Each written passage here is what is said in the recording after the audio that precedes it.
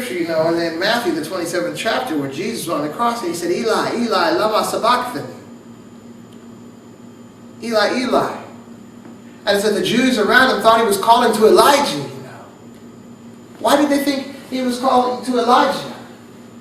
Because Jesus was speaking Aramaic. Eli means God. Eli, Eli, lama sabachthani. I was studying that recently, and I did come up upon this particular translation where the gentleman was saying that doesn't at all mean, why hast thou forsaken me? It meant, God, God, for this I was kept. And you know, I'm not going to press that any until I do more study, but that was quite interesting because he was speaking from the Aramaic language, which Aramaic was a very obscure language, still spoken today in certain parts, in northern Iraq and northwestern Iran and southeastern Turkey and eastern Assyria. It's called Assyria. That area. Still spoken by those people today. But what I found interesting, even while I was considering that, was how we know God is the name of God. Really? What language is God, you know?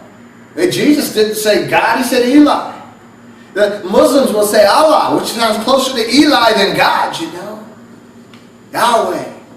There's so many names. You know, there's an old saying, you know, about the rose, that which we call a rose by any other name would smell as sweet, and that's true.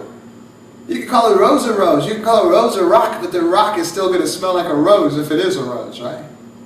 Everything is like that. It doesn't matter what you call it. I've lived in Germany. I've lived in Japan. Things are called different things. Water, you know, in Spain, it might be called aqua. Water in Japan might be called mizu, you know. So the water in Germany might be called Wasser, right? But it's still, you know, it's water to me, but it's the same substance, okay? If I walk into a little restaurant in Japan and ask for